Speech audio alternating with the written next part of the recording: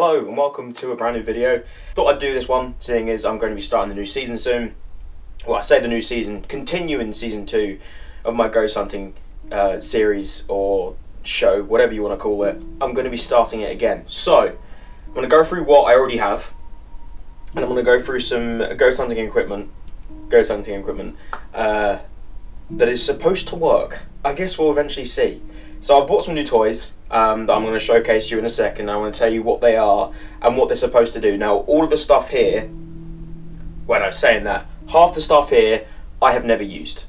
Don't know what it does. Well, I do, but I've never experienced it. So I've seen it work on other YouTube series, other people's channels. So I thought I'd buy some and give it a go myself. But first of all, just so whoever's watching this who hasn't ever seen me before, hello, make sure you hit the subscribe button. I'm going to go through some stuff that I own, that I used to ghost hunt with, and then I'm going to go through the stuff for the people that have been here for ages. I want to go through the stuff that I've recently bought. So the first thing I have is a K2 machine. Now this detects changes in electromagnetic pulses, electromagnetic fields.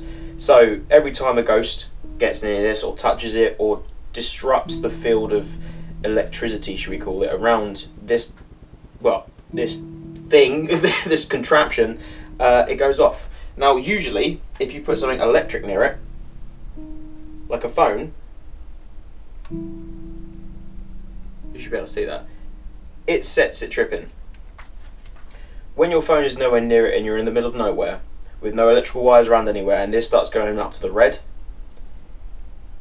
gets a little bit creepy. K2 machine, used to detect ghosts. That's what I own. I also have my trusty GoPro, which I used to have an older version of now, and I have an actual GoPro. This will come in handy in many situations. I might actually strap this to my chest so I can have my perspective and have someone else hold this camera or their phone. Depends how I feel. Every ghost hunter, whether you're going indoors, outdoors, it doesn't matter, you should always have a very bright torch. And this one happens to have a distress signal on it as well. And I also have a very bright floodlight. So I only have one torch. We are going to be getting some more torches in the future when more people join us. But I have I have a flood torch, and I have a actual torch. So this flood lamp is used for main lighting when we're doing sort of seances, which you would have seen in the Halloween special last year, or the year before. It was the year before, Christ alive. I've done this in a while. And I've always had my seance torch, well, what seance torches, what? And I've always had my seance lights, my seance tea lights that I set up in a circle when you're doing a seance. It's nice just to have the candlelight around you, which is almost like a layer of protection, so they say. Now again, I'm just about as skeptical as the next person when it comes to ghost hunting. I'm doing this purely for the fact that I want to try and see if ghosts exist and try and get rock hard evidence that ghosts do exist. That so much so that I can believe it. It's one thing to make everyone else believe and have people with you that believe, but the reason why I'm doing this, and it's another thing to actually believe myself, which is the reason why I'm doing this. So, okay, on to the next thing. I have bought cat toys. Now, you might be thinking, why cat toys? These things are motion sensors, technically. Every time you move these, they will go off just like so. When you place one down, if you leave this anywhere in a house and the slightest movement, a knocking, will not make this light off. Now this isn't lighting up right now. As soon as I pick it up to move it, so the entire time I was knocking that table, which you just heard me knock, it wasn't going off. It was staying just like these are. When there's movement or something touches it or goes near it, these will go off. So it's almost like a motion sensor kind of thing. These are probably the best kind of thing to have in a dark room, or if you're laying on a bed where there's supposed to be a spirit that haunts a bed or whatever. Have these on you when you're on the bed next to you. If you just lay completely still, or as still as you possibly can, if they go off and you know it wasn't you that moved, well, there you go. Okay, next thing, dowsing rods, copper dowsing rods. Now these things are an interesting thing because they are very dependent on the person holding them. If, for example, I tilt it to the left, it's going to swing to the left. If I tilt it to the right, it's going to tilt to the right. Now, these things have been used for years and years in just multiple instances for actually trying to find water sources. For some strange reason, these, when you walk around, they point towards a water system. Now, I have two of these. You're meant to hold these in both hands, and the whole point of it is you're meant to keep them exactly still Let me see if I can actually get one. See if I can get it to work in my own room, which is worrying. Okay, so now you know me, and I never try and make things look fake, and I will always try my best to give you guys the most honest evidence that I can possibly try and find. So I'm going to try and hold these deathly still. Okay. Can you please, to whatever spirit or ghost is around me right now, can you please determine a yes response for me?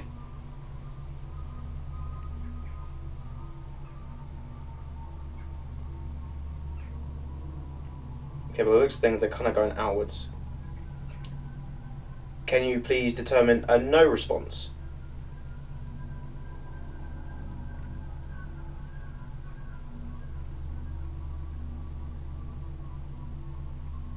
They're kind of being pushed one by one in.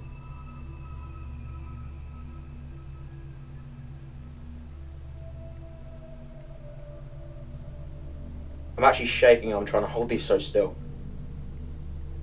Okay, so these obviously, depending on where you are, will depend on whether it works. Now, I am 100% certain that my house is not haunted. I could be wrong. So that may be the reason why these didn't work, but these have been used multiple times on TV, on YouTube documentaries, everywhere. Ghost hunters everywhere have a pair of dowsing rods. I thought it was just my time to get them, so I did. You can actually pick these up for just under £20, and make sure you get ones that are actually proper copper, otherwise it's just not going to work. Now obviously, whether any of this stuff is actually detecting ghosts or used to genuinely contact and find evidence that ghosts exist, completely up in the air. You can believe it, I can believe it, Barry next door can believe it, but is it really working? Does it actually, do what it's meant to? Who knows? But there's people that have used these for ages, and if they get evidence, or if they feel like they get evidence, I'm also going to use the same stuff they are. So, carrying on. For those of you who've played Phasmophobia, you will know exactly what this is. Blue screen. I will hold down on the laser and it will tell me how hot something is. I'm currently 32 degrees. I'm pretty sure that's fairly average. Anyway, so this thing is used to determine temperatures in rooms. A thermometer to detect temperature. Who knew?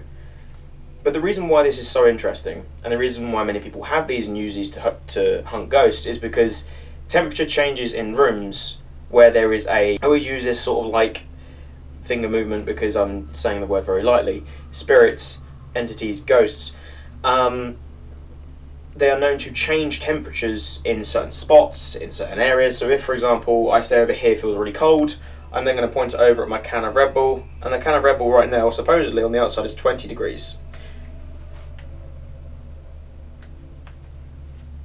Interesting, huh?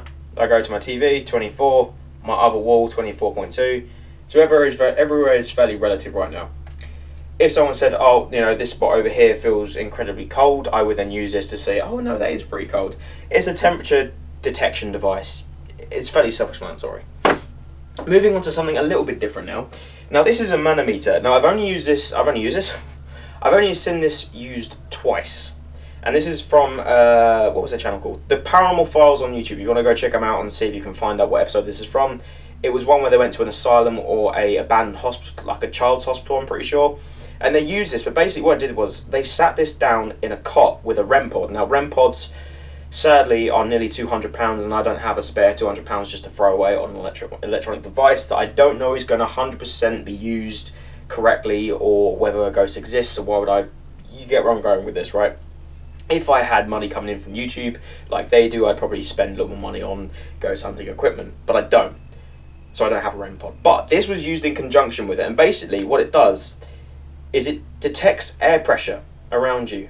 Relative air pressure. Now right now, according to this, depending on whether I put my finger over this one, will depend on how much it goes up to. So right now we're over 100, 114, 117. So I'll take my finger off. We're back down to 14 and 15 again. Ghosts can actually affect these, or what I've seen, or so I've seen on the episode I watched, and I was actually kind of impressed by it. So I thought, you know what, I'm gonna get myself one. These are around £30. You can pick these up from Amazon, eBay, basically any online shop, and they're interesting, and you can use them for other stuff as well. There's different units you can test on them. The humidity in the air right now is 19 in my room. 18, 19. So you can see how it detects it, right? Good bit of kit. Wondering whether this works or not. I probably won't be able to use this outside because it's harder to gauge pressure when you're in such an open space, whether in a room. It's easier to gauge pressure inside a obviously confined space. So this is going to be used more when I'm in a confined sort of room area, which will hopefully be coming up in the future episodes of this Ghost Hunting series. And last but not least, probably the most controversial bit of kit known to man when ghost hunting, and I bought myself one. And because I bought myself one, I was told by someone online that I would need protection when doing so, so I bought myself a crucifix and a pentagram.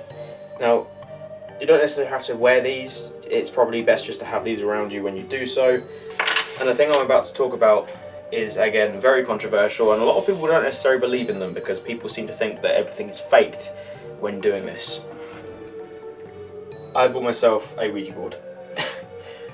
Some of you watching this right now are thinking, Charlie, you are stupid, you are thick, you are an idiot for buying such a device. Ouija boards have been known throughout history to be used to contact dead or things that have never lived, aka demons. Again, don't know if I believe so much in demons, but this has been used throughout centuries to contact the dead in many different forms, in many different versions of the Ouija board. Everyone who has ever heard of one knows what they are, knows what they do, and how you use them. I'm not going to be using one of these very soon. I'm going to choose my time in which I do use this very wisely. My mother and father both tell me that I should never use a Ouija board. I don't know how I feel about them. Obviously I've never used one, but I have had people in my life that I've known to use one, and my mother was in the same room as one was being used. Weird stuff happened. The people that were using it ran out of the house because they were so scared of what happened. There are rules in which you should be abiding by when doing the Ouija board, so I will do my research when going to use it. But yeah, well, I won't be using it just now or anytime soon, but I will be eventually. I'm probably going to eventually use one. I think I'm going to give it a spin somewhere, in a very controlled setting and not alone. That's one thing I do understand about Ouija boards. You should never do them alone, and you should never do them in a graveyard, among other things. That there's just so much to learn and know about a Ouija board before you even begin to use one. So that's a topic for another day, and it may be an entire video dedicated to using a Ouija board. I don't know, but that's pretty much all I have. That's everything I have bought, have conjured up, and I'm going to be taking with me on my next expeditions when I go out. Hopefully the next one will be very, very soon. I'm hoping to go back to Pluckley with 3 different groups, which should be interesting, because I feel like, for me personally, I'm not done with Pluckley yet. I'm not done with Darren Woods. I just feel like everyone I've been with has experienced something in the Screaming Forest, and I just still feel like I haven't quite captured. Don't get me wrong, I've captured some weird things, some very weird things that have happened inside that forest, and to this day I'll still never be able to quite explain how the things that happened, but I'm not finished. Something's not quite completed there. I don't know how to go into words about it, but Darren Woods is definitely somewhere I'm going to be going again. I'm going to be contacting Tunbridge Castle, or the council that look after that said area, and see if I can get myself in there for a night. Not alone, unless you guys would want that. Let me know in the comment section below. But I want to be taking my friend Kieran there, or anyone else who wants to come with me, to spend the night in Tunbridge Castle and do a whole night of ghost hunting to see if we can get some good evidence, because I'm fairly certain, with the amount of history and stories that people have told me that I've heard and read of about Tunbridge Castle, there's no way it's not haunted. There's no way. And the surrounding areas of Tunbridge in the High Street have been known to be haunted as well, so I'm going to try and see if I can get myself in one of the pubs that is literally just up the road from there, and maybe even the bakery. So we'll soon see. But before you go, I just wanted to give a big shout out to Will Shrike. So I bought a couple of his prints previously. This is Michael Myers, and I'll show you another one, which is one of my favourites, Jason. These are A3 prints, by the way. We now have a blue background. Sorry, I just pressed the controller to one of my lights that I've got. And obviously, Freddy Krueger. So these prints are actually really, really cool because the way these were made were, I'm assuming, printed these after he drew them. So these were all original drawings. He drew these, and you can actually go to his Instagram page, which I'll leave his actual website and Instagram page down below. If you want to copy yourself some of these, feel free. They're actually not that expensive. Obviously, the lower scale picture that you get, the cheaper it's going to be. A4, I believe, is around about £12, and the A3 ones I got around £19, I believe. But they're absolutely epic. You know, if anyone knows me, I'm really big into my horror films. I love everything Halloween, like horror, scary related, and they were just brilliant. And I was like, I've got to get myself some. So I did. But yeah, big shout out to Shrike. His website is shrikeart.com. This is one of his little cards he gave me. He actually threw in, which was really nice of him, 2 little freebies, which I'll come closer to show you. So these were his actual drawings that he drew. He drew that and sent these in for free, which is really nice of him. And they are signed by him, so, you know, should he ever become famous one day, you can maybe sell them or not. It's up to you. But anyway, head down to his website if you want to copy yourself some. They're absolutely brilliant. Obviously, he did draw them. They're now prints. You can buy his prints and just hang them up wherever. I've actually got, yeah, I have actually got 3 frames. I couldn't think of the word then. I've got 3 frames to put them in coming soon. I'm going to put them either maybe over by my bed or here. I don't really know where I'm going to put them yet. That's a problem for me for another time. Anyway, I hope you guys have enjoyed. I hope you guys are excited for the new series coming very, very soon. Sorry, continuation of the series, because we're up to series 2, episode 3 now. Going to be filming it soon. I hope you guys are excited, because I am. And I can't actually wait to get some of this stuff into action.